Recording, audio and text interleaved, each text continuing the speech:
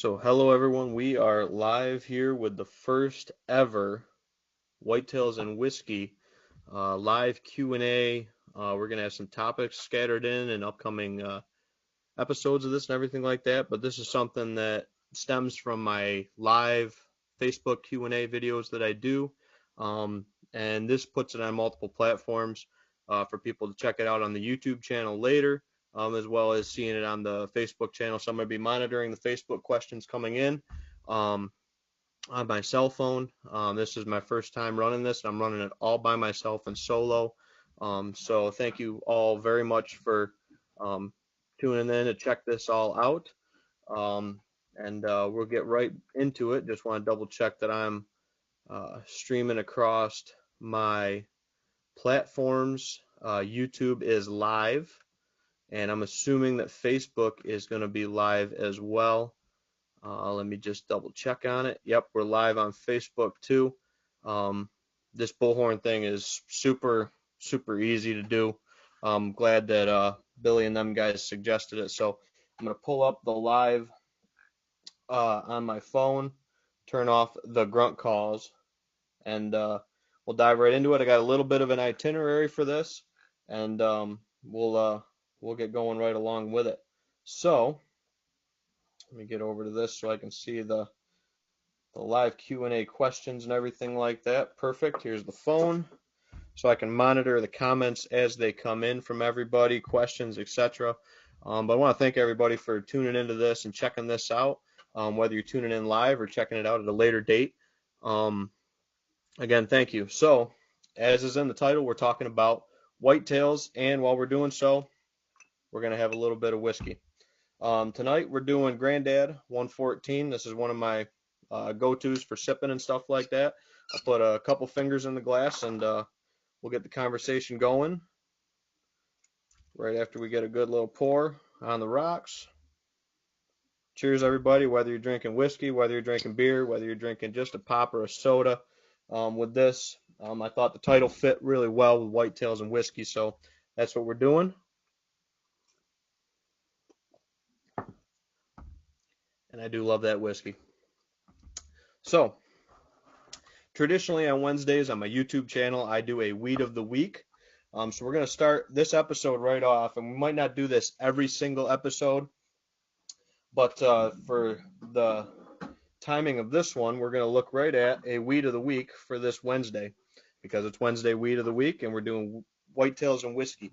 So what I have right here, this is not homegrown crop, so to speak, even though these did come from my horse pasture out back. This is the plant we're talking about this week in the brief little intro of this Wednesday Weed of the Week on whitetails and whiskey. And this is something a little different, so I figured it'd be something good to throw into the episode. We have uh, alternate leaves. They usually double off of where they come off of the main stem near the petiole. Peel one of the leaves off for you. As you can see, they're kind of an irregular shaped leaf, kind of triangular shape, little bit of jaggedness to them. These are very, very prolific seeders. As you can see with this one right here, just full of seeds and everything like that. So this is a mature one that's seeding, and then we have a somewhat immature one that's wilting back. I picked these about an hour ago before the podcast and everything like that, or whatever you want to call this, started. And then I do have a couple small ones that look very, very similar to that, but that double leaf off of the main stem around that petiole is a good way to identify it. Again, these seed clusters are very, very distinguishable right now this time of the year on your mature plants. And we're going to talk specifically for these, just like I did out of my Wednesday Weed of the Weeks, right out of Dr. Craig Harper's book, Wildlife Food Plots and Early Successional Plants. This one's got a really nice profile. If nobody's familiar with this book, you can get this right on deerassociation.com. Is a great place to get this book. You can also get it through University of Tennessee, I believe, their bookstore, as well as maybe a couple other online sources. I'm not that familiar with it, but I usually recommend going over to Deer Association, and that's where I bought mine in the past. So common lamb's quarters is what this plant's called. It's an annual warm season forb. Stems erect and branching, leaves alternate, irregularly toothed. and typically can sometimes have a gray powdery appearance. These ones don't really have that appearance today because we've had the rain. And then flowering through June and September. So right about now is when you see it flower and then set seed, obviously. Some sources say it's native, some don't say it's non-native to the United States, but it's pretty prevalent throughout the United States. A couple things with lamb's quarters, you can treat it with pre-emergence. It also hits pretty good with glyphosate for Roundup Ready crops and stuff like that. But the really nice thing about this plant is it's eaten by a lot of bird species, bobwhite quail, turkeys, mourning doves, stuff like that. And it is really, really good cover in mixed stands for brood habitat for obviously quail, turkey, etc. So that's kind of the uses for it. I don't see a whole lot of browsing on this by deer, but that's one that we're going to talk about, and obviously talking about topics like this going forward on whitetails and uh, whiskey.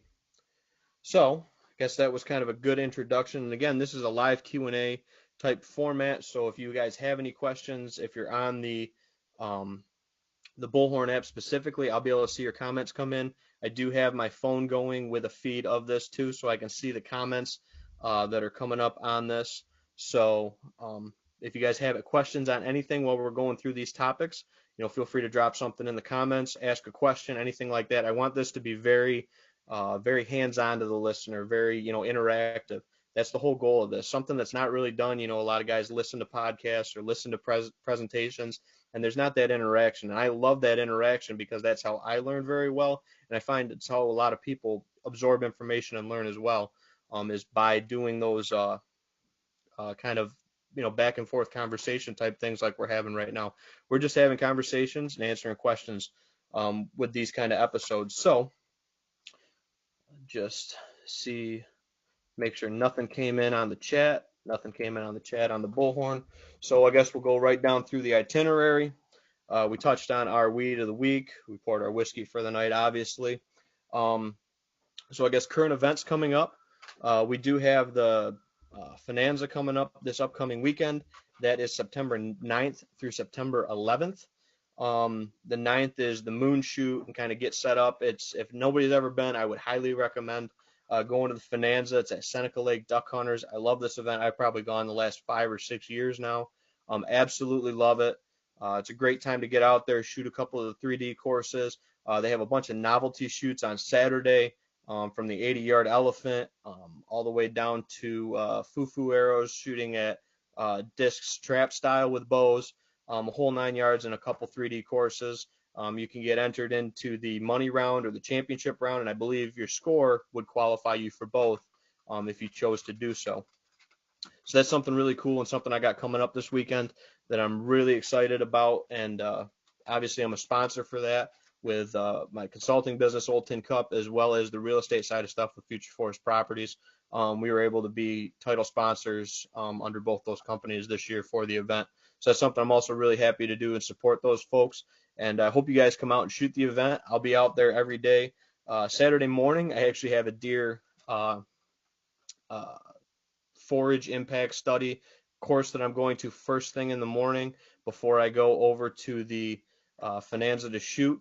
But again, that's at Seneca Lake Duck Hunters, and I'll be there Saturday and into Sunday, shooting the courses, hanging out with everybody. I know Rob Tabor is playing Saturday night. They usually do a fish fry on Friday. I mean, it's just a whole weekend packed full of archery events, and it's right there set on the side of Seneca Lake. We got beautiful weather this weekend. It's going to be in the 80s, so beautiful weather. If you want to camp out, primitive camping is there on the site at no cost. I don't know the cost right off to shoot, but it is a very, very, very good event, and I recommend everybody in the area going. I know they get people from Pennsylvania every year that come up to it and camp out and hang out, and it'll be good to see a lot of those people that I only see once or maybe twice a year. So that's always a great time. And then next up, kind of on the current events list, the Woods and Wildlife Outdoors Show, which is brand new to the region. This might be the first time that you're hearing about it. That'll be in Canandaigua at the Steam Pageant grounds, or whatever you want to call them, the Steam Pageant Fairgrounds there in Canandaigua, kind of off of 5 and 20 off of a dead end road. You can find that right on Facebook, Woods and Wildlife Outdoor Show. That's the 16th and 17th.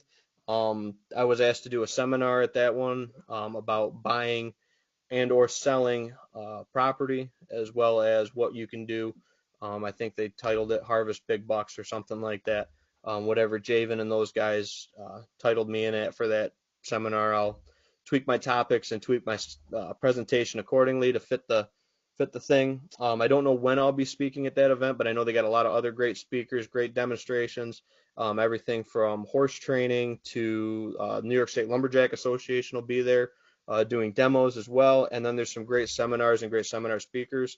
Like I said, I'll be speaking more toward the buying of recreational land and everything like that. And then I know John Teeter's going to be there set up. He'll have a booth, good friend of mine, another nice, well-known consultant here in New York. He'll be speaking as well, so I'm sure I'll hang out with John at some point during the weekend. And it's only $10. That's worth the price of admission for the seminars that they got lined up. And I know Javen, who did the timber harvest, Lake Country Logging, did the timber harvest on my grandmother's piece of property in Loch Berlin, Lyons area. Um, did a great job, phenomenal outfit.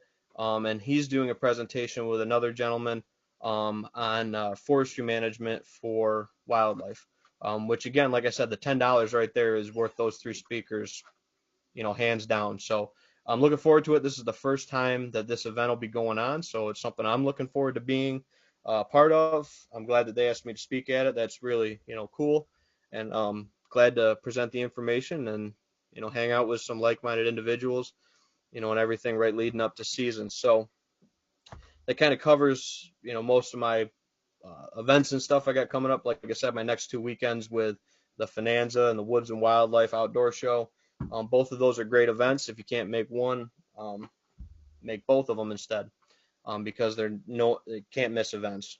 They're just hands down great events. So I'm glad that stuff like that's in this area and stuff that we can obviously be a part of. So other stuff going forward, I've been shooting my bow a lot. We just had our finals for summer archery leagues, and my buddy Nate was able to place in his shoot off, and my buddy Gary was also able to place in their shoot offs. So congratulations to those guys for their archery leagues over there at Heritage Outdoor Sports. And if you haven't had a chance to get your bow set up, tuned, looked at, everything like that going into season, I would highly recommend getting it over to Heritage or another shop like that, so you can be ready to go when it happens this deer season for you. So I got my broadheads all tuned up, arrows all set, knock tuned them all in, and they're shooting good. Usually I shoot out to like 50 yards with my practice broadheads. Obviously I'm not going to shoot a deer that far, but I like to practice, a little bit past what I normally shoot for distances from, practice standpoint. If I'm really confident at 50 yards, I'll be super confident at 20, 25 yards to get that job done with archery equipment. So I see we had a couple comments come in over on the Facebook line. So Roger Floor said, "What's up, brother? You have any giants tied up yet?" Yeah, so we got a couple good bucks that I'll be going after on a couple different properties, a couple different deer we got a lot of history with. I actually changed out some of the decor. This is my home bar or whatever you want to call it. Where friends and family can come down, have a drink, stuff like that when we got parties and events and stuff going on here at the house. And I actually changed out the sheds that are usually hanging on the bar, some of the larger ones I found over the years and stuff, with deer that are very applicable to this year because they're deer that we're going to be targeting and trying to go after. So that's really good kind of lead into a topic with what deer we're going after this year. It all depends.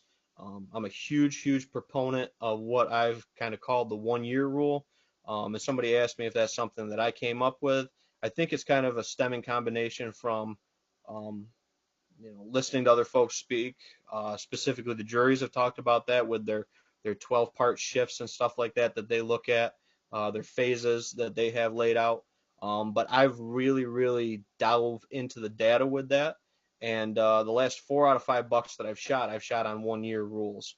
And what I mean by the 1 year rule is looking at historical trail camera data, stand encounters with specific deer, through the years, and then following them, cataloging that information, and then putting it into practice when it comes time for that time of the season where they're shifting onto a specific area of the property. So kind of taking that, moving with the data, and kind of making it my own. Um, and what I call blue dot days.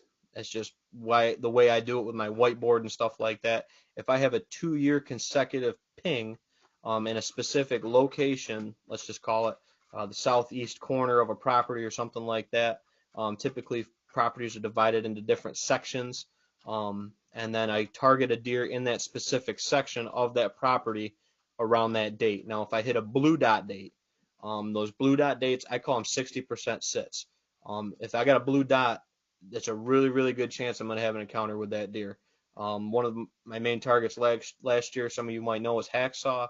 I hit him on 2 blue dot days, and then I had an encounter with him on a 1-year rule previous to that. But a blue dot date is 2 consecutive years on the same date in a section of a property. And especially once these deer get into that 3 and 4-year-old age class and you've been able to follow them for a couple of years, you can really put together that data and they really start to become very habitual in their habits. Like I said, it's helped me target and kill my last 4 out of 5 bucks that I've been fortunate enough to take. The only one that didn't fall into that category was Y buck that I took on my grandmother's piece of property. And that's just because I don't have a whole lot of data over there. I run some cameras, but not as many as some of my other properties that I hunt. So it very well might have been a 1-year rule, but I just didn't have the data to back it up. So I say my 4 out of 5. Bud, which is the bar buck right over here, 1-year rule. Baby 10 was a 1-year rule. Outlaw, which is right over here, was a 1-year rule. And then George was a 1-year rule as well. So all those bucks, last 4 out of 5 of them have been taken on that 1-year rule. So it's something I've had a lot of success with. And again, going into that a little bit is I don't hunt a spot if it's not right. So just because I have a blue dot date, if I don't have a stand down in that section of that piece of property or a location I can get into that works for the conditions, or if it's like 85 degrees in mid-October, I'm not going to go hunt that spot necessarily. I'm always looking at weather conditions, fronts, pressure, all that kind of stuff in correlation with it, but then relating that back to my data to make the best educated decision on where to go. And again, like I said, those blue dot days, consecutive years of pictures, I call them probably 60% chances. And there was only one blue dot date that I didn't have an encounter with hacksaw on from the stand. However, I did get a picture of them in that location that evening after that. So it depends on how you want to correlate that data. But 3 of the times I had encounters with them this past year, 2 of them were blue dot dates, and 1 of them was a consecutive 1-year rule spot. So everything fit in with the data with that buck, and it's fit in with a lot of other bucks. So I think it's something a lot of people could look into. And don't just erase that card. Keep that data, log that data, so you have that information with years to come for your piece of property, so you can make better decisions going forward. And sometimes it might not be a specific buck that you're targeting, but let's just say it's a specific date on a piece of property where it's always good historically. I can think of one right off where it's November 15th. For whatever reason, that property just blows up November 15th, and I always get a couple good bucks on camera or on stand sites encounters during daylight. So it all varies and depends. But again, some of that stuff that you can look for to help you be successful this season. And maybe it's time to look back at some of those cards when you're getting that little bit of an itch to get out there here in September, to get out there and make you more successful for this October. Deb and Gerald Kiddo say, hey folks. But yeah, so the 1-year rule, and I guess kind of talking more on that topic of that. So what it kind of looks like, I have a big whiteboard that I have to figure out where I'm going to put it in my house because it's a 5x8 whiteboard, and I'm going to look like a math professor in college with all my dates and lines and everything like that. But I have my small sample board that I've been running on for the last couple of years. Usually it's a pad of paper. I switched over to a whiteboard so I can add stuff and drop stuff, everything like that. And I guess I'll show you guys that. But this is going to be on a big, I think it's like a 7.5 by 5 foot whiteboard. from Finger Lakes that came out when they redid some of the classrooms. So I'm going to put one of them in the house and be able to draw up all of these different bucks, look at different years in correlation.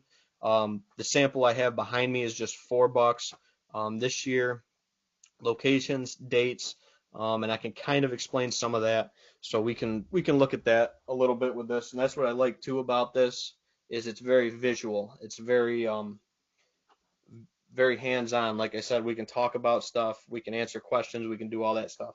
So something like this in a podcast format, you might not be able to see it, absorb it, stuff like that. But so this is what mad scientist me looks like, as my wife kind of refers to it as. We got specific bucks. We got Mo, bottom nine, DW or double wide, and then St. Patrick. A couple of these deer, if you guys have followed along with some of my stuff, might be pretty common names that you've heard as bucks we've been after or looking at for a couple of years now. Um, and what I'll do is I'll categorize this in numerical order of date and then star stuff that's daylight activity for those locations. Now, that doesn't necessarily say that it's going to be daylight this year, but it's a good barometer going forward. And then what I'll do is once I have this, I didn't want to go any further with it because I have a new bigger board coming.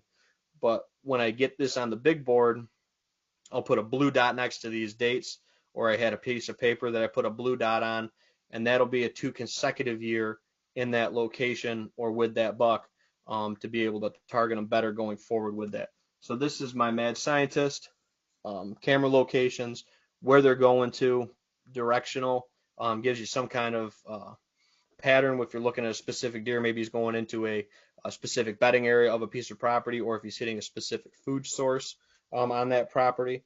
Um, but yeah, as you can see, some of them we have more history with than others. Um, but this is how in depth I get with it. And this is the data that I put to it so I can be successful year after year. Um, some of them don't show up, like Mo right here. You can see he doesn't show up till 10/28 last year. He didn't show up till end of October.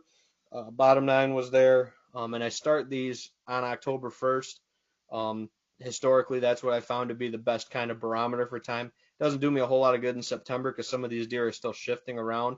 Like you can see, Mo really didn't even come onto the property until 10/28 up here. Bottom nine came on October 1st. Double wide came on October 2nd. Now, I might have had pictures of these deer in September too, but just for my data purposes and when I can hunt them, I want to put the data on during the hunting season. And then St. Patrick, he was on October 1st as well on the property, or that specific piece of property. Some of these deer are on the same property, some of them are on different properties. So, but that's what I do. And in the future, probably on one of these episodes, we'll look at the big crazy board once I figure out a home for it. Like I said, it's a huge 5x8. So we'll see where the wife lets me put my big whiteboard for all my 1 year rules stuff. So, but that's something that I've found a lot of data and a lot of success in. And talking to some other people, they've had good luck on, let's just say, November 3rd, whatever it might be on a piece of property. You got to know that you're in that spot, during that time of the year, just based on historical information. And sometimes it just takes that aha moment of, oh yeah, I've killed 2 bucks on that property on the 3rd. Maybe that's something I should look at. And again, relating it all back, you got to be hunting the right conditions in those areas. I'm not going to blow out a stand, especially on a blue dot day where I'm probably got a 60% chance that I'm going to encounter that buck that I'm looking to harvest. I'm not going to go in on a blue dot day that I call it and try to target them when I have poor conditions. Like I said, 85 degrees or something like that in mid-October. That's just not going to work. But if I got a front coming in, temperature dropping, stuff like that, blue dot day, good conditions for a stand location in that area for that deer, I'm going to probably go hunt them. And that's just what I found success in. So, um, yeah. So that was a good little segue there, Roger. So hope that answers your question for any giants tied up. By no means, are they, they're just good mature deer that I look to harvest. Doesn't matter to me if it's the biggest score one.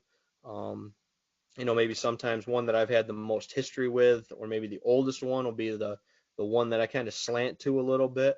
But I'm not going to look away from other deer on other properties just because I have a buck that I'm looking to go after. If they're depending on the property, some properties I target them at 3.5. Other properties might be 4.5 or so. It depends on neighbors, the neighborhood, the age class on the property that year, what deer we have around, some of the history and stuff like that, will all, vary into how it, uh, happens with that piece of property, or stuff gets targeted or not targeted, on a specific piece. So, but yeah, so that was a good question. And like I said, this is a live Q&A. We will talk about a couple other topics, here and there, if you guys don't have any questions right off, and we'll just keep rolling with this. This is all live, single take. No edit, stuff like that. And again, I just want to give a shout out to the Pert Near guys and everything like that, for all that they've kind of done to encourage me to do this.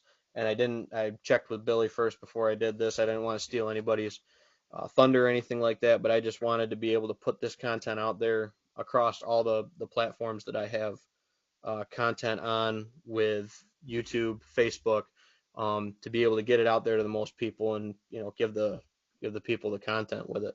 Um, so hope that all makes sense. And like I said, check out the Pert Near guys. Like I said, John Teeter's got a good podcast as well. You know, enjoy talking with John all the time, with the Pert Near guys and everybody. So that's something I really enjoy, and I enjoy this format. Like I said, going forward, I did have um, a co-host, guest, whatever you want to call it, lined up tonight. For whatever reason, with scheduling and stuff like that. Might have something to do with a new baby, not mine, his. But that's why Nate couldn't be on with me tonight. He's got a brand new baby, so congratulations to Nate and Liza on a healthy baby boy. And hopefully we'll have Nate on in upcoming shows, or whatever you want to call it, episodes of this, to talk about um, more of a permission side of stuff. And maybe I'll have some friends of mine on that hunt exclusively public to talk about some of that stuff. Just kind of relating it into um, more people, and trying to combine, the way we look at stuff, and, find some common ground and learn from each other. Because no matter what, you should always be learning. And that's what I'm doing. I go to probably a half a dozen to maybe upwards of a dozen seminars a year. Um, and it might be something from a soil health seminar that I went to just recently over in Wyoming County, or it could be like that deer impact study, the AVID, through Cornell and with National Deer Association, that I'm going to on Saturday before the Finanza. So always learning, always trying to look at other people's takes or other people's observations on stuff, to help bring together a better product or a better service to my clients, as well as to increase my knowledge base, to help folks out with it. So, speaking of that, actually, when I was saying Pert Near, and I looked up at my hat, this hat was given to me from the Upper Genesee National Deer Association President Sean Burdick. He has his last event, if for anybody listening down in the Wellsville area or wants to make the trek down there. Uh, that'll be September 22nd. Will be the event down there in Wellsville. It'll be at the Wellsville Gun Club, just like the last one was.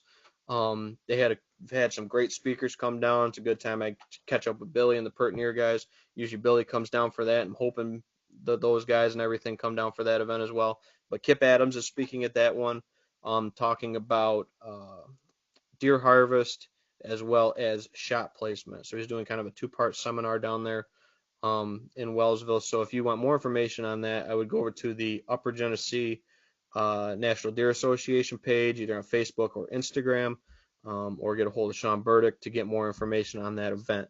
So that was one that just popped into my head, and that's the beauty of doing these live notifications, is you can think of stuff on the fly to talk about with these. So let me get back with the Facebook open. Perfect. So anyway, so like I said, I didn't want this to just be me on here rambling and talking. I do enjoy, helping people and everything like that. But the real way I want to help people is to drop questions and drop your comments and make this really interactive.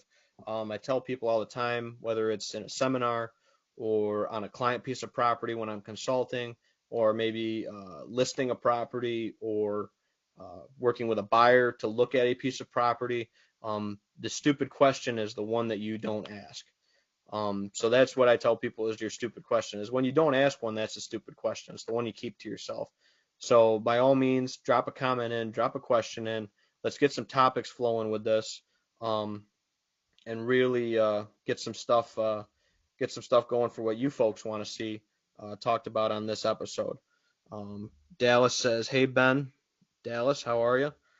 Like I said, I'm trying to watch this. I know I have 0 listeners on the Bullhorn app, but what's the beauty of this, and when I talked to Billy about it, is the nice thing about the Bullhorn is I can send it to my YouTube page live, and I can send it right to my Facebook page live, so I can stream it across multiple contents at the same time. So that's something that's huge for this, because a lot of people absorb stuff in different ways. So whatever your choice of content is. So just double checking on the YouTube. Nothing over on the YouTube. 7 viewers on the YouTube channel. A handful over on the Facebook tab. So yeah, thanks everybody for tuning in. And like I said, drop some comments and drop some topics in. If not, I'm going to take a sip of my whiskey, as it is Whitetails and whiskey. And then we'll, I guess, spin onto a different topic with it. Um, but yeah, drop questions in, comments in. I'd love to hear some topics from folks. And if not, like I said, I got a couple things that I'll talk about that's going on with me and our piece of properties.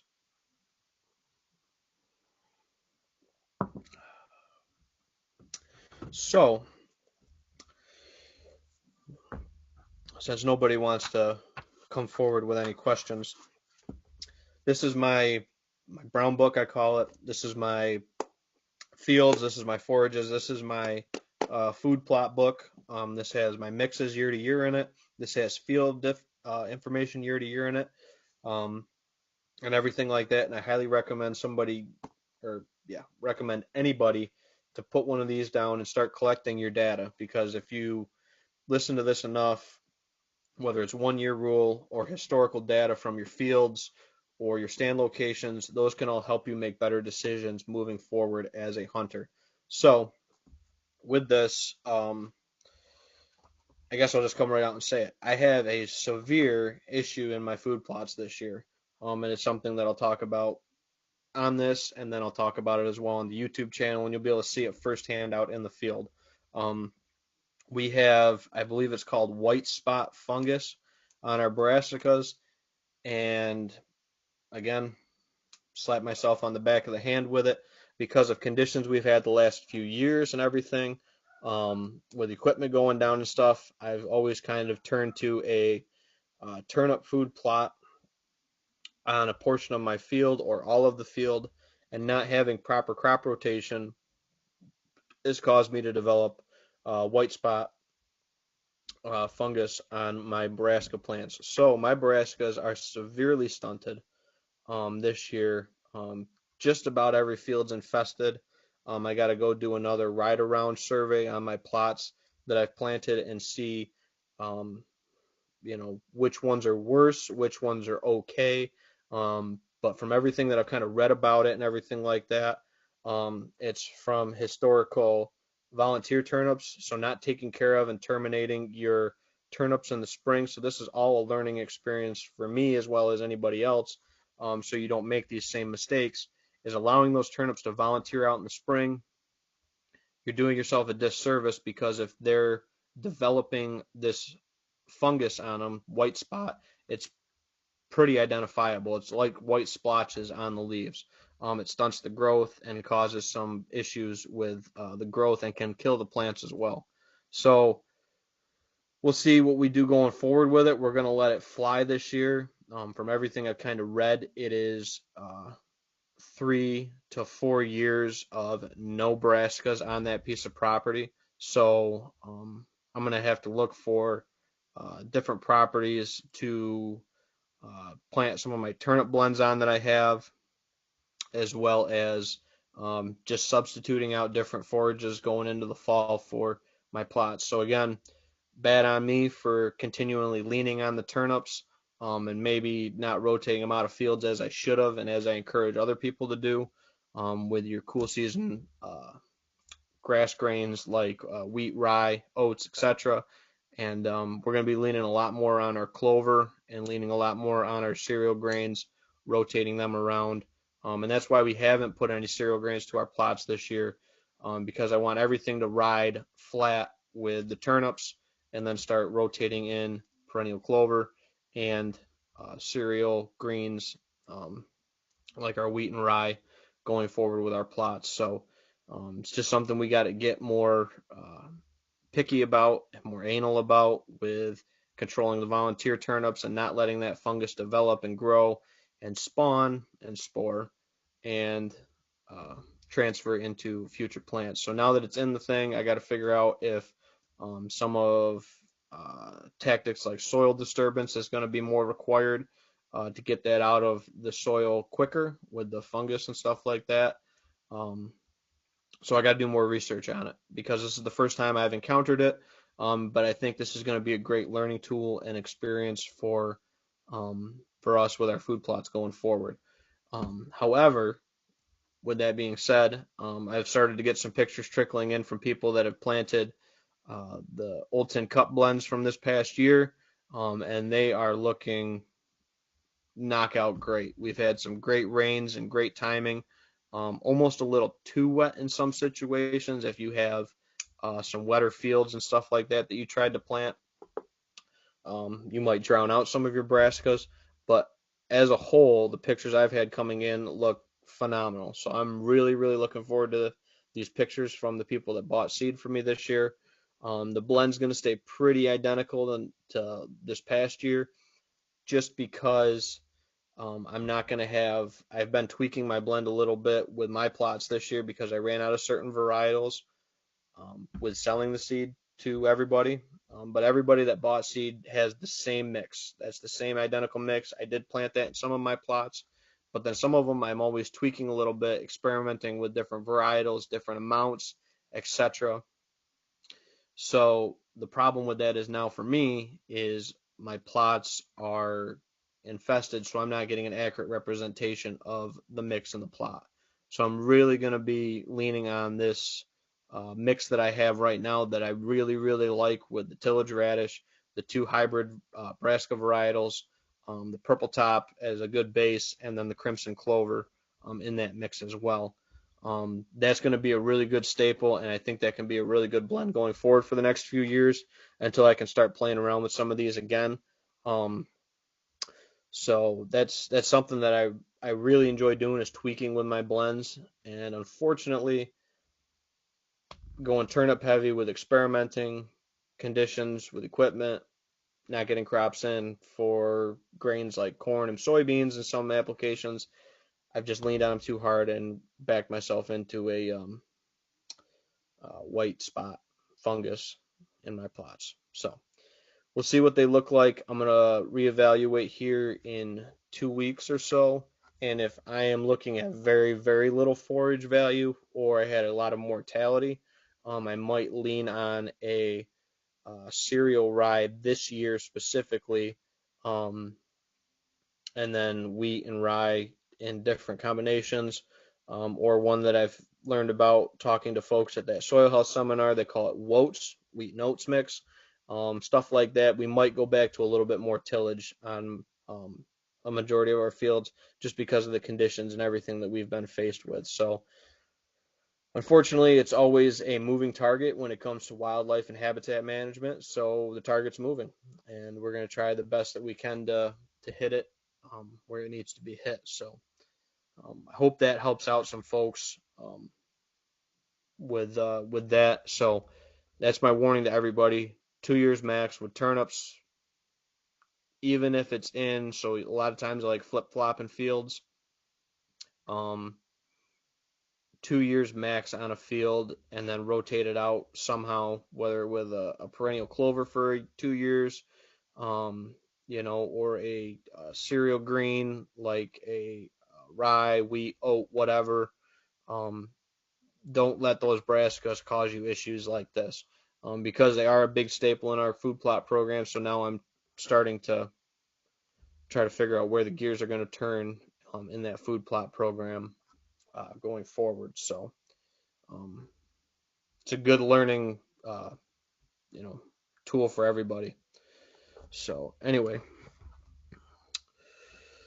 Nate actually dropped some comments in, so I don't know if this was during when I was talking about it or not. I just saw the comments come up on the live chat. With the fungus issue and it putting a hurt on your plot quality, would it be good to spread in to help plots this year or still provide quality food for the deer, or is it lost due to poor rotation? So yeah, so poor rotation would be the main cause of this in this scenario, and not taking care of the existing crops in the spring. That's what I found with doing the research on it so far, is what's the main holdover is the crop in the spring. But now once it's in a crop, or in a field or in a property, it can spread with equipment, it can spread with all that kind of stuff. So now we have to reset gears on it.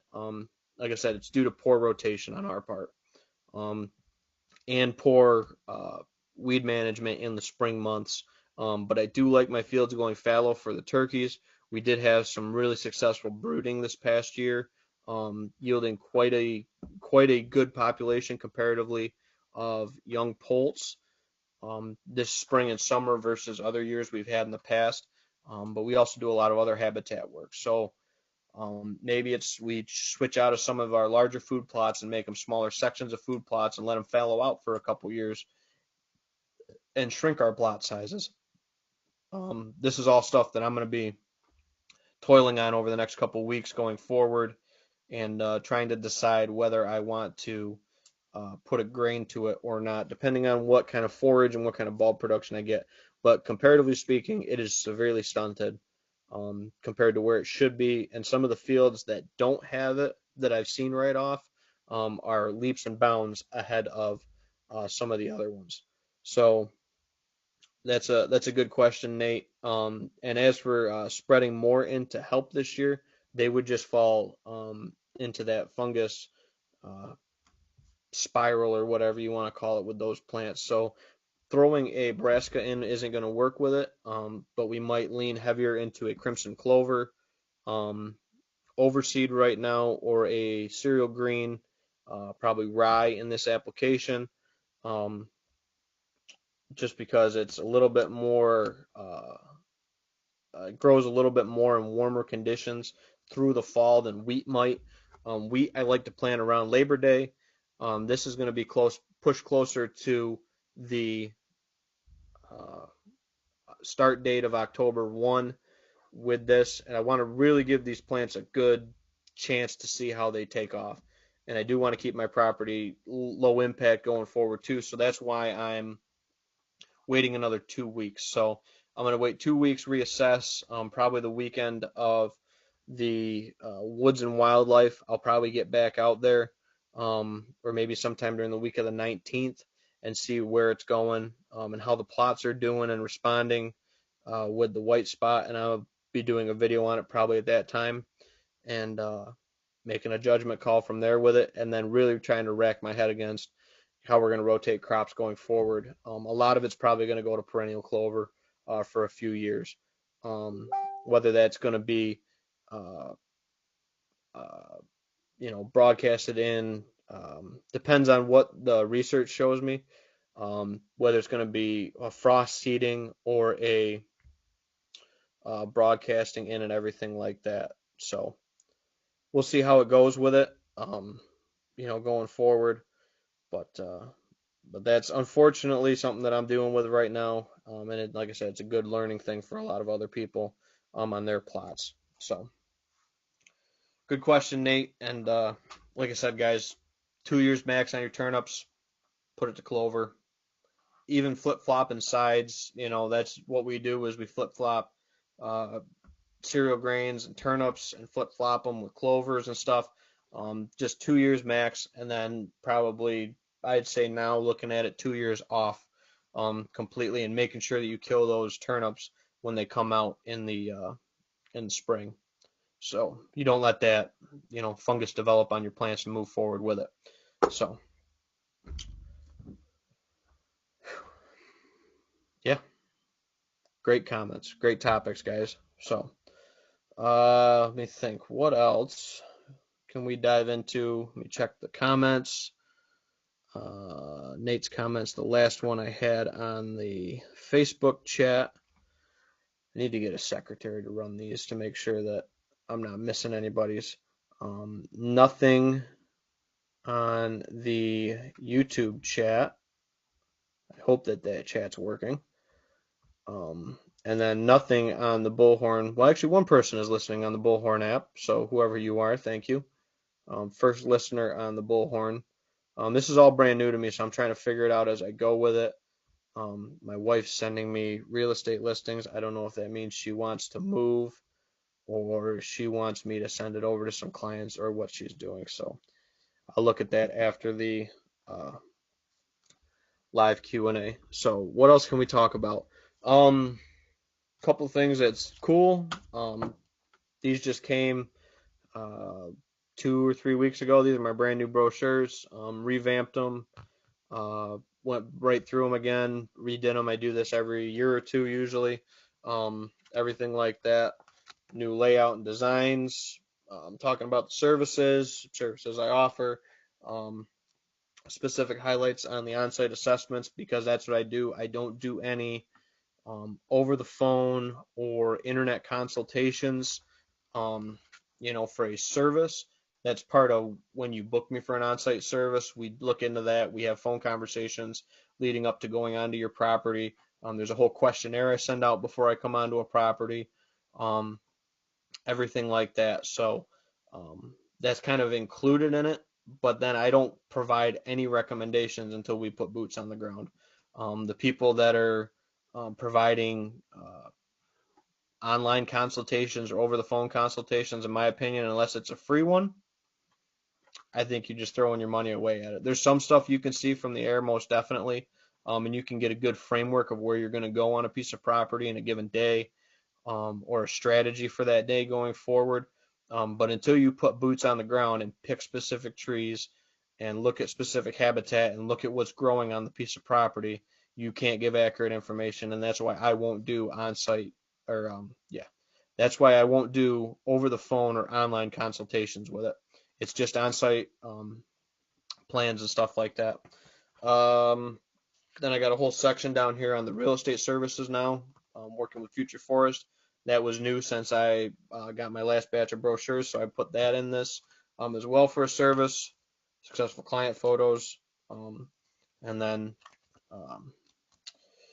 accolades or whatever you want to call them on the back, the pieces of paper that I've gotten over the years. So, but I think that the infield stuff is the most important, and actually, that's something that I take a lot of pride in. Is I've been doing this kind of management stuff and everything for it's got to be over 20 years now, because I think it was '01. Me and Dad did our first food plot on a piece of property. So I've been doing this, like I said, almost 20 years plus. Some of the stuff is a little bit newer. Some of the habitat stuff and everything is more in the last 15, 10 to 15, whatever. But I've been doing, food plots and that kind of stuff for over 20 years now. So I've put a lot of dirt under my fingernails and a lot of miles under my tires and a lot of miles on my shoes, spreading seed over the years and fertilizer, lime, etc. too. So that's a whole different category comparatively to seed and everything like that spread out. So, but yeah, I'm super happy about those new brochures. I was able to get some over to Runnings in Canandaigua. I have some. They have a little community section there over by the checkout desk that I put a few at.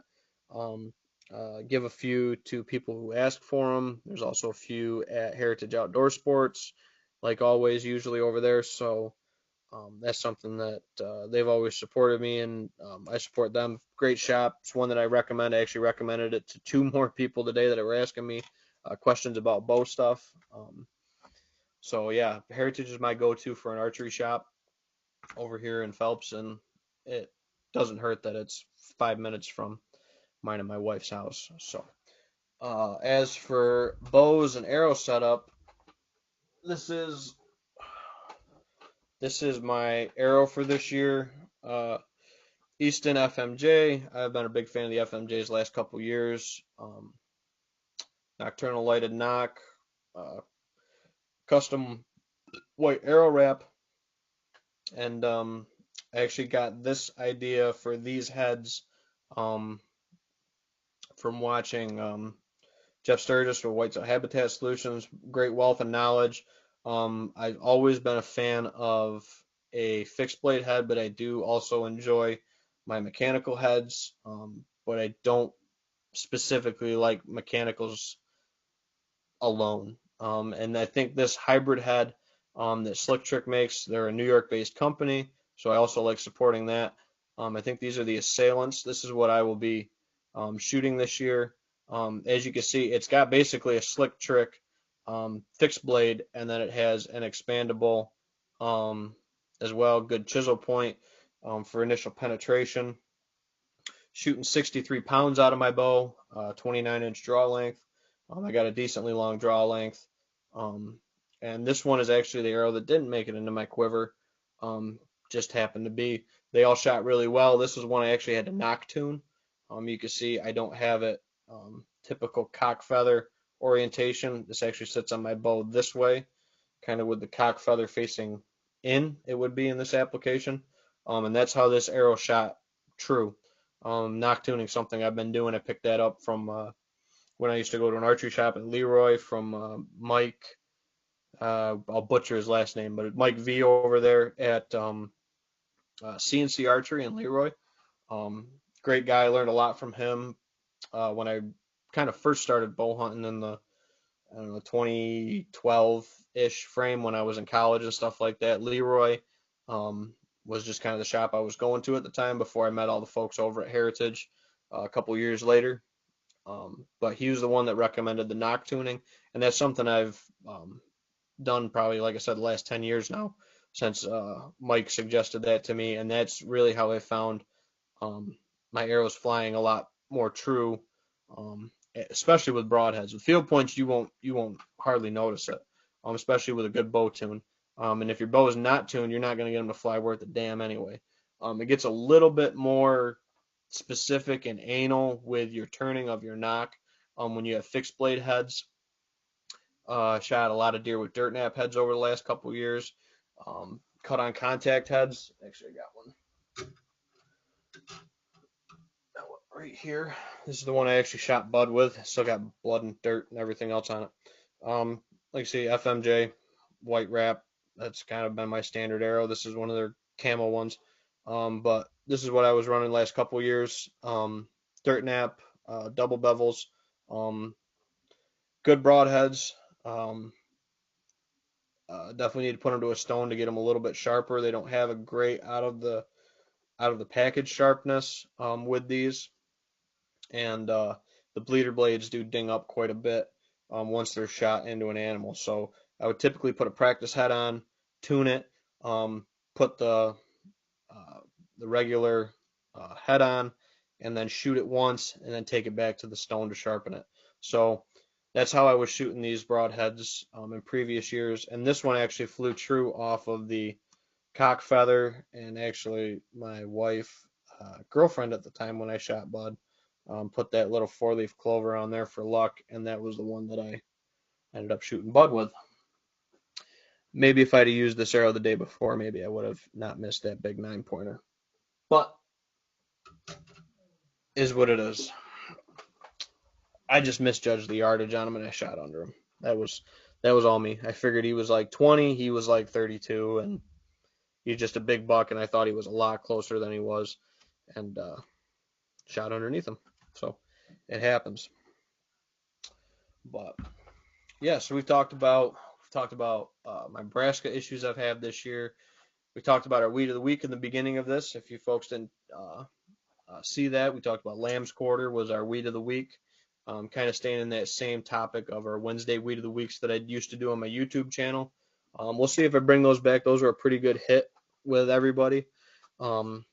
We talked about Dr. Craig Harper's book, so we'll highlight that again. If anybody does food plots, if anybody looks at their native fields and the plants on their property, this is, I think it's been referred to by a lot of people as the Bible. This is one of the best resources that I can recommend, hands down. The sections in the back on plant identification, as well as the wildlife uses and how to control specific ones, is one that I lean on all the time. There's a chemical breakdown in this chart to look at what specific chemicals control what type of weeds the best. Just a huge wealth of knowledge in that book. I would say I read it back to front 1 or 2 times, front to back, but I'm always referencing stuff in it. Great table of contents, great list of plants in it, very, very user-friendly and accessible. I do still use my Newcomb's Wildflower Guide and stuff like that when I'm on properties, or I might use my Plant Snap app that I got on my phone if I'm in a pinch and I have cell service. Yeah, a lot of that knowledge comes right out of this book, and everything in my Weed of the Week episodes I based out of the write-ups that Dr. Craig Harper came up with for those specific weeds, as well as some of the stuff I've noticed as well with those. Like I said, lamb's quarter, he didn't mention anything for wildlife browsing on it.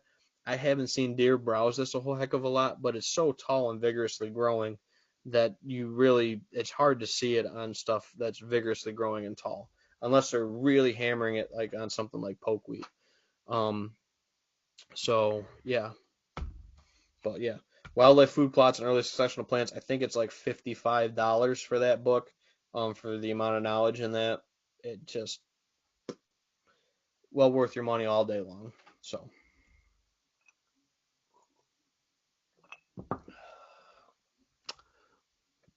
alrighty, and so we have no. Oh, Nate says, what's your take on 2 blade broadheads versus 3? I'm a fan of 3. Obviously, shot placement is key, but what are your thoughts? See, this is why we need to have Nate on these future episodes, because you can see how you can feed off of different people and different topics and conversation with it. So hopefully Nate will join me on the next one, episode 2, and we'll be able to introduce him, and maybe Owen will make a guest appearance. I can't promise anything. But Nate says he's a big fan of the Spitfires. I'm not a fan of true expandables. I'm giving these hybrid heads out a try. And then I'm thinking about tuning a couple of my arrows to dirt naps, just because they have been tried and true for me. I actually ran out of them last year. Shot or 2 years ago, I ran out of them, so I bought some late last bow season, and I actually didn't get an opportunity to shoot one with my bow. So that's why I have a plethora of them right now. I think I have a full 6 because I haven't shot one. So I might go back to my dirt naps. I haven't decided yet. I'm gonna give these hybrid heads out a try. I do like the base of the cut on contact head with it, in combination with the expandable. I'm gonna try this hybrid head out, see how it goes. Looking to hopefully get a chance. I have a couple pieces of property where I don't have a target buck or maybe as many targets until maybe later in the season. So I might try to get it over there and put a doe in the freezer early and check out the how those broadheads are in action, so to speak. I've been watching a lot of stuff on them, so I like the way they are and I like the way they fly. Very, very minimal tuning. I was shooting in very windy conditions the other night with them too, not having any issues with arrow flight or trajectory.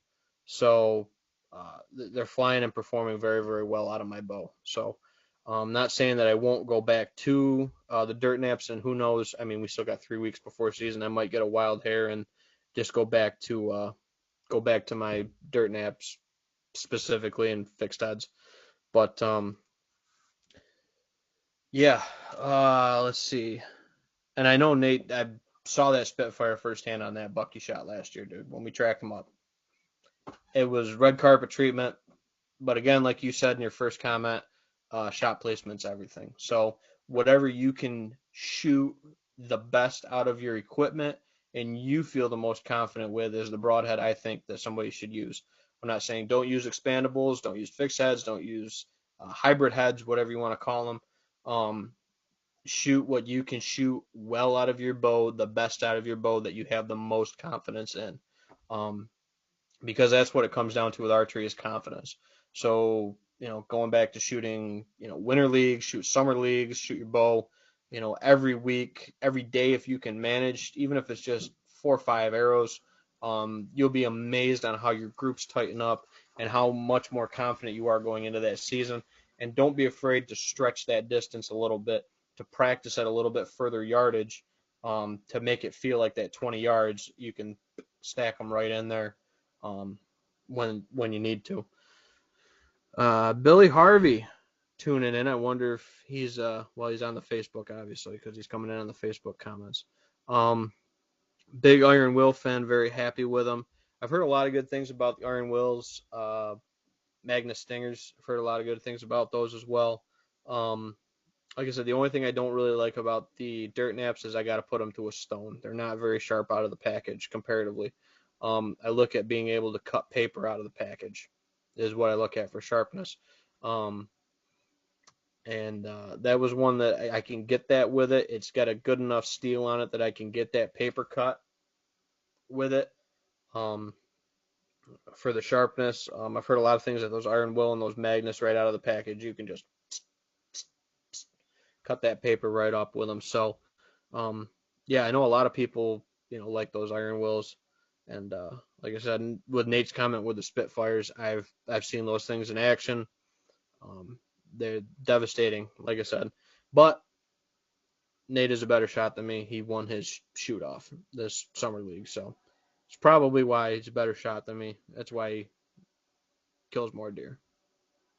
Just saying. I only killed 3 last year. I killed 1 with my pistol, doe with my pistol, and then I killed 2 with my muzzleloader um, in a single sit, which was really cool last year with my brand new CVA muzzleloader that I had. So, um, yeah, looking forward to. We'll see what the weather does. I'm also not against going out, maybe trying to tag a doe on. There's 2 properties I can think of right off that I might go hunt early because of what's planted on them with ag crops. If I have the cool enough temps to go hunt, Tuesday, yesterday, I would say that I probably wouldn't have hesitated to go maybe hunt that night, especially with the temperature drop and difference. Um, Again, you're just hunting a mini front, especially if you got a food pattern and stuff like that. We have an early doe season where both of those properties are. So maybe I'll take advantage of it and get out there and scratch a little bit of my uh, deer season itch or whatever. So other than that, leading up to season, cameras are out. Cameras are soaking. And a lot of people ask me this about my cameras. I don't check my cameras very much during season. The 3 times I will check a camera is if I'm going in or out of a stand. That's 1. 2 is we have like torrential monsoon wind, ridiculous, um, kind of days, heavy weather events. I might go pull some cards, specifically if it's a spot where I'm getting a buck shifting into during that time of the year and I can get into that spot with the conditions we have. And then the third one that I pull cameras on is when we're tracking deer, whether that's something a neighbor shoots that comes onto the property or something that we have the opportunity to harvest that we're in there. I'll take a roundabout usually when we're probably blowing out a section of the property tracking deer. I'll go in and pull those cards in that section of the property to get that information and intel. But those are the only 3 times I pull cameras during a season. I don't go pulling once a month, once a week. It's when I go hunt around stand locations that I can grab a camera either going to the stand or on my exit route from the stand that afternoon.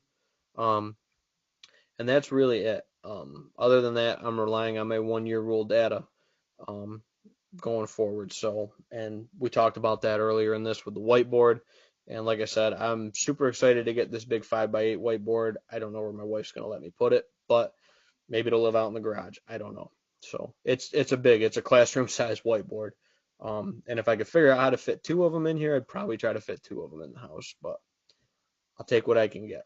One, I think, will be plenty for the amount of data that I have uh, for the fields if I write small enough. So, but that's how I target and try to tackle and find the right spots to hunt and the right deer to hunt is the 1 year rule data mixed with the environmental data that we have, coming in with the weather fronts and everything like that. Um, so yeah. Nate says, think the 3 blade gives you that extra blade on the rotation just in case the shot isn't the greatest to clip a vital, because we all know how adrenaline can kick in. Absolutely, Nate. I agree with that. That's why I like those spotting me. Those slick trick heads. You have the 2 main cutting blades and then the 2 additional expandable blades. So that's more of like a 4 blade head. Um, you know, and like I said, I didn't see any major difference. And if you look at the slick trick blades, I haven't done the actual measurement comparison, but they're pretty identical to the um, side gap or cutting width without the expandable blades as the standard slick tricks. And I know people that have shot those slick tricks for years, and they've just been good heads. Same thing, I ran muzzies for a bunch of years. Who knows, I might even go back to some of my muzzies. I have a whole box full of broadheads that I've tried and stuff over the years, so um, who knows. But for now, the slick trick assailants is what I have tuned into my bow, and they're flying really, really good for me. So I'm really, really impressed with them. So we're coming up on a little over an hour. We got 2 people listening on the Bullhorn app, which is cool, and we got another 8 on Facebook, I think it says right now, and then a couple over on YouTube. So that's cool that I'm catching people across all platforms. This will be on the Bullhorn app, I believe. Billy will probably be able to speak better to this. This should be posted on the Bullhorn app after the episode goes final or published, and then it'll be on the YouTube channel, and it'll be on my personal Facebook as well, to be able to reference back to and stuff like that. So that's something that's really cool with it. I do like the video aspect of it a lot more than just talking to a black screen, and you folks being able to see stuff like the plants, the books we're referencing, the 1 year rule data that I showed. All that stuff, I think, provides that extra little bit that you might not be able to get if we're talking about it with a black screen. So that's something that is really nice too with this. So thanks, Billy, and thanks, Billy, for, like I said, giving me the blessing or whatever to do this. I appreciate it. Like I said, first thing I texted you is I don't want to step on any toes. And I'll still obviously be on his podcast and everything when he asked me to. But like I said, this is just a much simpler way for me to get my live Q&As that I always do on YouTube and everything like that, because I always had problems with that when I published on Facebook. I could never figure out how to get it over to the YouTube. And when I put it on YouTube, I didn't get as many people as I did when I hit on Facebook. So this blends it together a lot nicer, so that you can, like I said, interchange between whatever it is and engage a bigger audience, really. So so the second part of this is Q&A. So by all means, drop your questions, drop your comments, everything like that. I like the conversation so far, and I think Nate is really solidifying his place in being a regular co-host, guest, whatever you want to call him, for these episodes going forward. So, and maybe, who knows, maybe my wife will come into one of these episodes and make an appearance and give you her personal take on how She deals with me and my craziness of data dumping, trail cam photos, and all the above. So, but yeah, I guess I'll ask you guys a question. 1 out of 10, what's your take on the sound? I'm running into my standard snowball mic, which is right here. So I don't know how the sound is. I haven't had any complaints from it. My wife hasn't come down and like shook in her hands like I can't hear you or anything. So I'm assuming that's all good. The video looks pretty good on my end of it. Other than you got to stare at my ugly mug during this whole thing. So, but yeah, this is gonna be the main Whitetails and whiskey setup right here at the bar. I like the way this lays out. We got a bunch of different kinds of whiskeys that we'll be obviously drinking over the next few episodes with this. I'm gonna try to take this to 9 o'clock tonight. I think was what I'm gonna try to shoot for is about an hour and a half on these. Get in bed by 9:30 and stuff like that. So, and then like I said, tonight the whiskey that we are drinking is Granddad 114. Is the one that we or that yeah we the one I decided to go with tonight. I do like Granddad Bonded 100. That's another go-to for me for sipping. Like I said, we're not doing shots. We're not going crazy. We're just putting it on a couple rocks and sipping on it. So put that back up there. So yeah. So anyway, what's everybody else got going on for season? What's good good word and everything. Billy said audio's fine. My mom says audio and video is good, so I'm assuming her and my dad are probably watching at home as well. Perfect. That's good. Good to know. And I'll be able to go back and watch and listen to this and stuff like that too. So, but yeah, thanks guys for giving me the good thumbs up with it. I'm happy with the way this is turning out. Like I said, the only thing I got to figure out is how to cover up this ugly mug so you guys don't have to stare at this. But you can just put it on, put it on your phone, turn it upside down, put it off to the side, and listen if you want to just listen. And that way you don't have to look at me. But yeah. So what's everybody else got going on going into season? Any major questions? Any big changes that you're doing this year? The only thing that we're changing up really, like I said, going forward is our food plots because we kind of backed ourselves into a corner going forward. Other than that, 1 year rule is kind of our go-to, and then looking at the weather fronts, looking at weather conditions, and breaking down a property into different sections or quadrants where those deer are, and going from there with it. And obviously some in the field data, like when I shot Y-buck 2 years ago now. That was the last buck I shot. So Y-buck 2 years ago. When I shot him, I hunted the night before, and there was a lot of good rutting activity in there. I had a similar condition for the next morning, different wind, and I actually sat the stand on the bottom and then went up to the top of the ridge in that mid-morning time. After a bunch of deer cleared back to bedding, I could slink up there to get to that top ridge spot. And believe it or not, 20 minutes later, he came walking down the ridge, and I shot him at about 5 yards.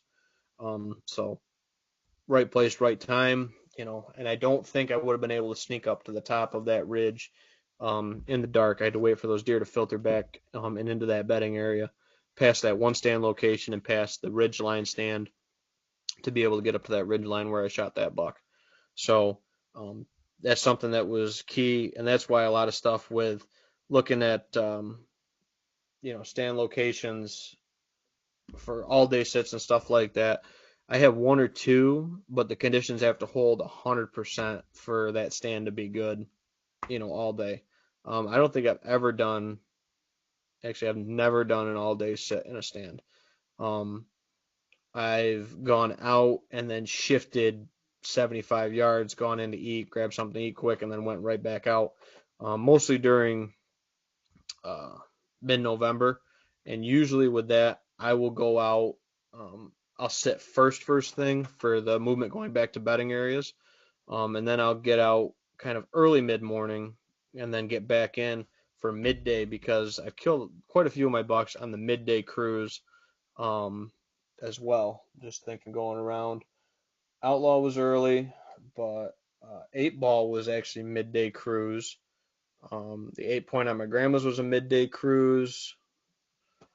Yeah, I've killed a couple on that midday cruise time. The Big Ten was a big midday cruise buck. My first bow buck was a midday cruise buck. Um, and I say midday cruise, it might have been they were searching for does, or they might have just been shifting bedding areas, because some of those were taken in late or mid to late October versus November. So a lot of stuff, to take into consideration with it. So, and I really wish I had more data going back because I would really like to look at other bucks I've killed other than like the last 4 out of 5 that I said that I've killed on a 1 year rule. I'd really want to look back and see if I had the data, and I might look back at it. I have a whole hard drive, external hard drive full of trail cam pictures from over the years. I've never intentionally deleted trail camera pictures, specifically of bucks. I like to track them year to year. I've always liked doing that. So I would really like to look back at like my Big Ten 8 ball, a couple of those bucks, and see if they were 1 year rule hold true bucks or not. We weren't running as many cameras then. We weren't as in depth with our property layout and design back then either, so it might not be as predictable, or as much correlation with the data as we have now with some of this. When they move into certain sections, they're in certain bedding areas. And it's just whether you can get in and hunt them in and around that bedding area or location that is going to determine whether you see them or not. So, and like I said, even though I didn't get a chance to, I could have drawn on hacksaw last year, but I decided not to. It was a 42-yard shot. It was a shot I didn't feel comfortable with. But other than that, I did have 3 encounters with that buck, all hunting on 1 year rules. 2 of them were blue dot dates, and one of them was a 1 year rule date. And like I said, going back to that, the blue dot date is 2 consecutive years of a buck in a spot during that day consecutively. So that's a blue dot date. I've never had a 3 year in a row one. I guess Outlaw would have been that in the 2 blue dot dates. It would have technically been a third dot or whatever you want to call it, for that. So I've never been able to chase a buck more than like past like year 4.5, 5.5. Just because there's a lot of hunters in New York. We're one of the top 5 or 6 in hunter numbers. So getting deer into 3, 4 years old is one heck of a deer, and in some areas 2 and 3 is a rarity in some applications. But yeah, so that's kind of my little tangent on looking around. So I know you guys can't see it, but I have Barbuck Bud here. He's the main hangout buck on the bar. He's the bar buck. And then if you go around the basement, it's lights off and stuff, so the lighting's not all screwy. But you got shoulders over here, and then you got bow kills, and actually the 3 bucks I've killed on my grandmother's are over on this wall separate, and then bow kills and gun kills, first buck, stuff like that are over on that kind of 2 walls. So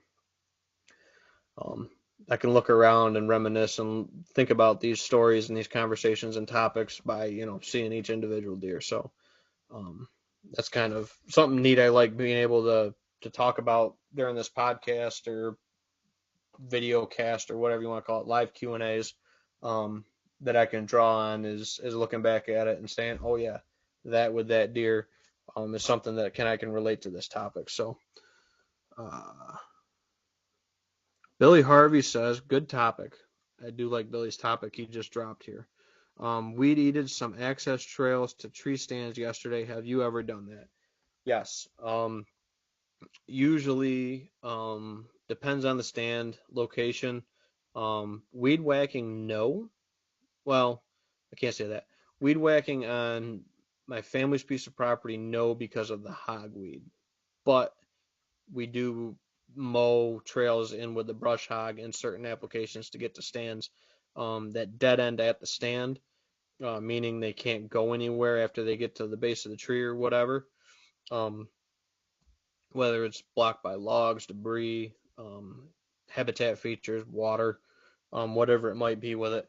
But I have used a weed eater to clean out ditch beds and stuff like that, to get clear access in on some pieces of property. I think it's a great tool. The big thing I think that you benefit from with using a weed whacker on your trails going into your stand is rubbing any scent off of your clothing um, when you're going in and out of a stand. So I think that's the huge issue with making sure you don't have sticks, weeds, and stuff like that, and you're not wading through tall grass if you can, on a private piece of property that you can prep your stand locations on. So I think that's a really good one, um, for the weed eating, and also creating mock scrapes. Put some buck fever on it and had shooter on it today. It's another good thing, Billy, too. Like I said, mock scrapes. Usually I got one at every stand location. Um, Usually, some of them don't, just because of the way they lay out and stuff like that. Uh, but yeah, um, I haven't used buck fever. I typically just pee in it myself. Been peeing in those scrapes ever since I, started finding out that after, 24 hours or less, urine is urine when you're putting in a scrape. The buck fever is synthetic though, so I don't know how that is comparatively. I would rather not cover up any natural deer scent that's there or put anything artificial on the licking branch or vine. That's just me personally, but I know a lot of guys that have success with lures and stuff like that too. So, um, but yeah, definitely the mock scrape. However way you set it up, and you can't just. This is one thing too that I see sometimes on client pieces. Putting a mock scrape in a spot where it doesn't make sense. It's got to be on a travel route. It's got to be on some form of. If you just put one in the middle of the woods, expect a deer to magically go toward your mock scrape because it's in front of your stand, you have to have some kind of supporting feature with that. You have to have it be on a travel corridor, in a saddle, on the top of a ridge, um, something like that to make that be a reason why that scrape would be there and why they would mark it. And this goes back to, I guess, trapping and relating some of my trapping knowledge from when I grew up trapping to hunting and being successful that way, is looking at the way sign is laid by animals. If you ever look at a rock or a stump or something like that out in a field, where does, or not even, trapping related, but where does your dog lift its leg on a piece of structure, on a piece of a feature? It needs to have something to drop that scent on it. Same thing with a scrape. It's the same sort of idea, is you're looking for a relatable piece of habitat, topography feature, trail system, whatever it might be, to put that scrape there for that to be a good location. Um, so that's huge too with scrapes. You can't just put a vine or a rope or whatever you use for your mock scrape, tree branches in some applications, um, into those locations and magically think that a deer is going to hit it. It's still got to have a supporting habitat feature and work for your stand location. Um, but yeah, no, definitely. Yeah, use the weed eaters and stuff like that. You can do that to clean out stand locations for access to clean up and keep your scent as minimal as possible. But again, once you're on stand, I think the best scent control is your stand location itself, and more importantly to that is your entry and exit. Obviously, weed eater is going to definitely limit the amount of scent that you lay down with that, but in turn, you got to have a good stand location or a good access to that stand before I even talk about putting a stand there. And if you watched any of my stuff or listened to any of the stuff with the pert near guys, especially, they just kind of joke around and say I'm the access guy because it's all access. Doesn't matter how much time you put at it, how much product you put on, what kind of products you're using. If your access isn't there in the right locations, you're not going to be successful consistently. And that's the biggest thing with it, is consistent success. Um, is how I kind of measure my success. Not did I get, lucky or whatever. There is some obviously luck tied into all of it for sure, but I want to make it as consistent as possible for consistent success, and using the right features in accordance with that. Nate says this is touching on access, but going to a stand in the morning during the rut, I have bumped many deer. Going in Underdark, is it more beneficial to wait till say 7 when the deer are off the food and wait till midday cruiser 10 to 3 or till the end of shooting light? Love this topic. Nate, I'm gonna kidnap you for the next one, or maybe we'll come do the next Whitetails and Whiskey over at your place. Great topics and everything with that. And so the morning I killed, and I guess we'll see if I can pan over to it. So this is going off Nate's topic of accessing after a field clears. So this is going to be a story about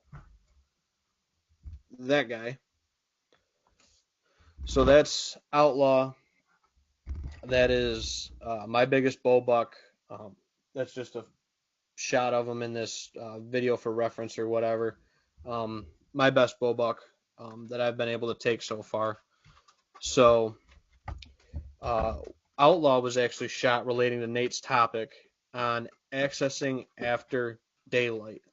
So that spot that I shot that buck out of, because I had to go by a food source, I didn't access directly through the food source, but I had to access paralleling it because of the way that it laid out on that property and where I ended up, having a shot at that buck. I had to go in there after daylight. And the way I did that was I crept to the food source where I could see the food source with my binoculars.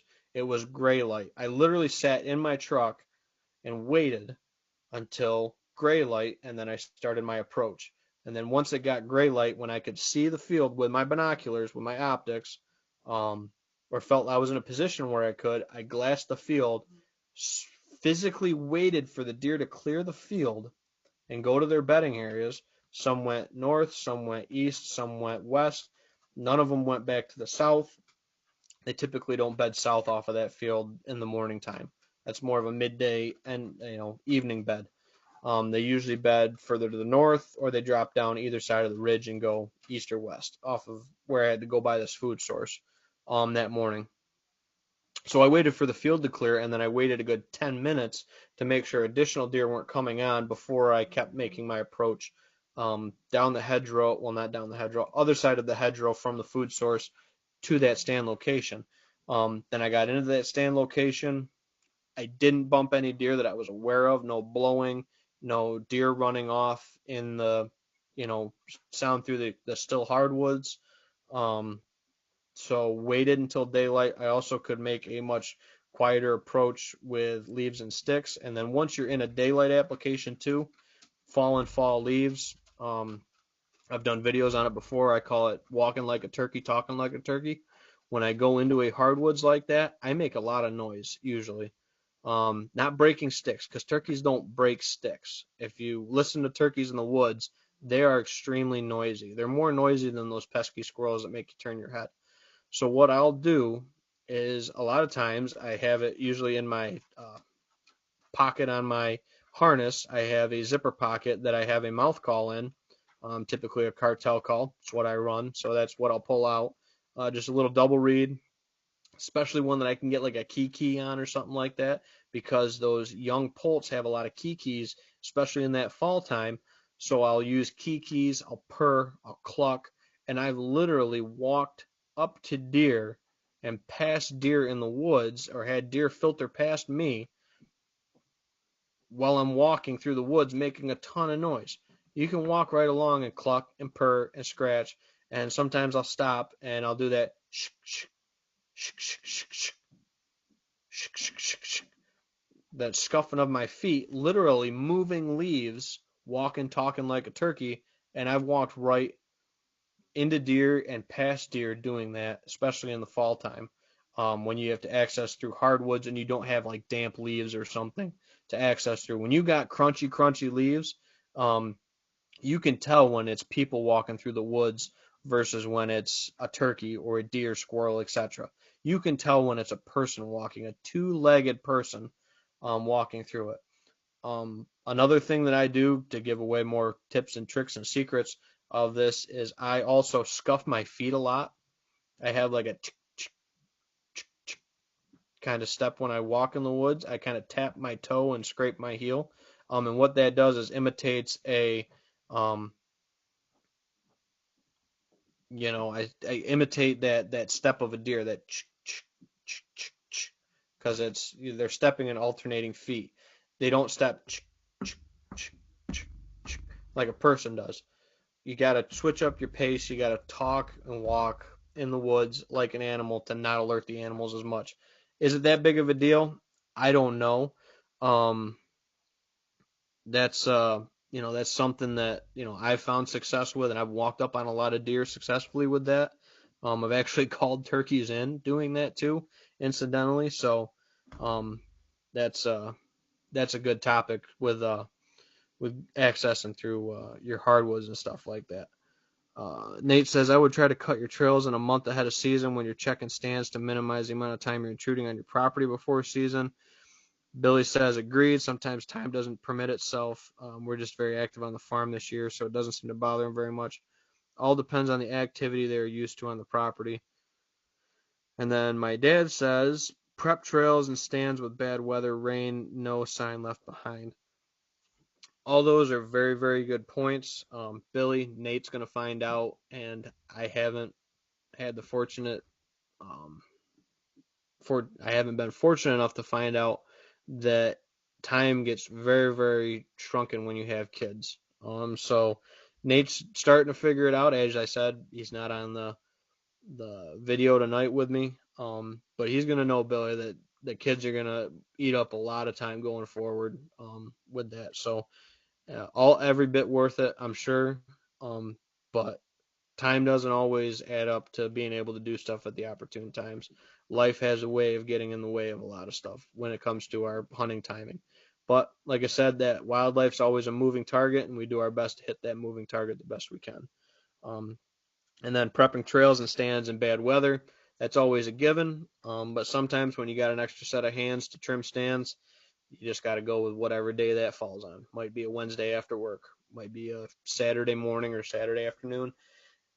You never know what day it's going to hit for you that year. So, but yeah, Billy says, haha, dad life. Yep, that's from everything I've been told by everybody that I know that's got kids. That's how it is, even more so than it is now with the way life is busy. So, alrighty. Well, if anybody wants to hit one more topic or two, I'm going to finish my whiskey and we can dive into another topic or two because the conversation is flowing, or we can call it a night. Doesn't matter to me. I got a pretty easy day going tomorrow. I just got to go pick up some seed. I got to mow a client piece tomorrow with Nate. Lawn mowing client parcel tomorrow with Nate. Other than that, just my normal, 6 to 2:30 at college, and that's my day. So, if anybody wants to drop in another comment, we can light into another topic. If not, we can call it for the night.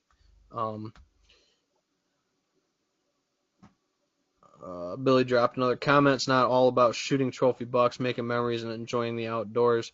100% doesn't have to be all about killing a big buck. Like I said, I didn't kill a buck last year. I didn't even draw back or really put my sights on a buck last year. One that I wanted to harvest. I put plenty of does in the freezer though.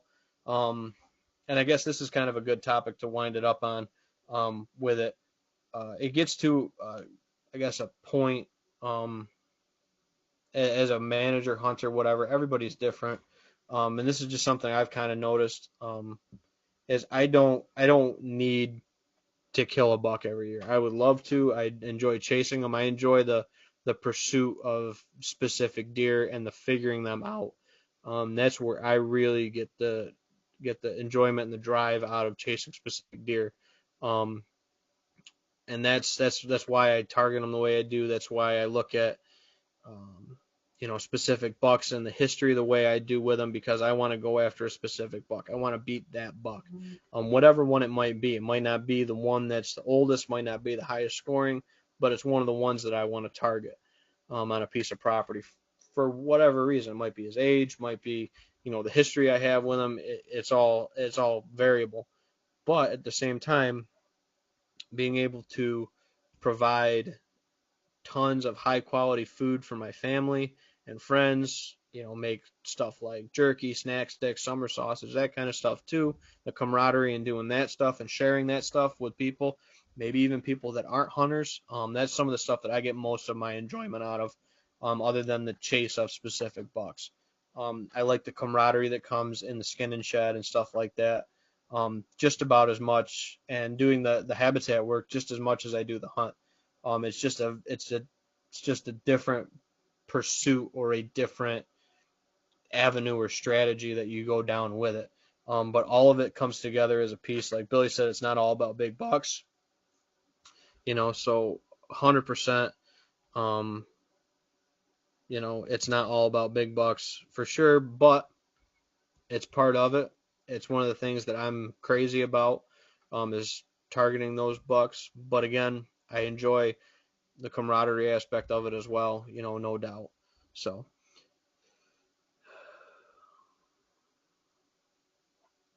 I would try to get a month. So yeah. So Nate's over here with his comments. He needs to get on the video and drop the knowledge bombs and drop the 2 cents in it, because that's what it's all about. It's all about these conversations, the back and forth, and that's why I like these live conversations, with this conversation with it. So Dallas says, sure, Billy.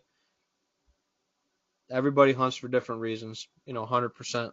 And we all hunt for some of the same reasons, and we all hunt for different ones. So, but I do agree that it's about the whole experience in general. It's not about just one piece of it. If it was just one piece of it, I don't know if I'd do it. I think it's all the pieces coming together that make the whole puzzle take shape. So, you were in the backpack at 2 months with us setting stands and such. So that's how I got in the woods originally, was with my mom and dad putting me in the old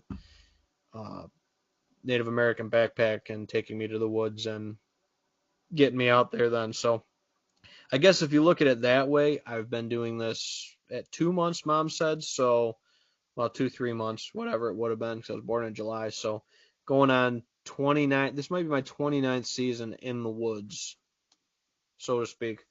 This will be my, I started hunting 16, killed my, first deer at 16. I think, because you couldn't hunt when you were 12 or 14 back when I was growing up, so 16. So this will be my 13th season. 13th or 14th? Whatever it is. So this will be my 13th season, 14th season hunting. And thanks to my mom and her 2-month-old comment with that, it's my 29th year in the woods. So, and with that, I think that's a good one to end on for the night.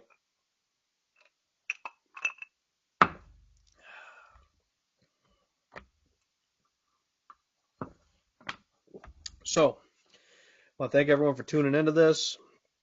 It was a great wrap up right there. Good conversation down the stretch, with Billy, Nate, my mom, Dallas, everybody else that commented in on that. Really grateful for everybody that tuned into this Whitetails and Whiskey. I'm going to try to do this maybe every other Wednesday or so going forward, maybe every Wednesday. Just look at notifications around Wednesday, based on what I got going on, I guess, with my schedule is how it'll be kind of played out. I'm not going to go for a set schedule thing. Going to try to do it every other for sure, but there might be some weeks where I get consecutive Wednesdays for this Whiskey and Whitetail. So again, Ben Williams, Old Tin Cup, Future Forest Properties. Thanking you guys for tuning into this. Hopefully you got to enjoy a little whiskey with the whitetail talk tonight, or a soda, barley pop, whatever you're drinking. And thank you guys so much for this. Thank you guys for the feedback. I love it. And I'll catch you all next time here on this. So now I got to figure out how to end this, if Billy has any oh my gosh, I didn't notice that there was chat stuff down here at the bottom. So there it is. There's the end live. So thank you guys. I'm technologically challenged and I'm figuring this out as I go. So thank you guys, and I hope you guys tune in. probably do one next Wednesday because I don't have a whole lot going on next week. So tune back in next Wednesday for episode 2 of Whitetails and Whiskey, and I'll see y'all next time here at the bar. Take care, guys.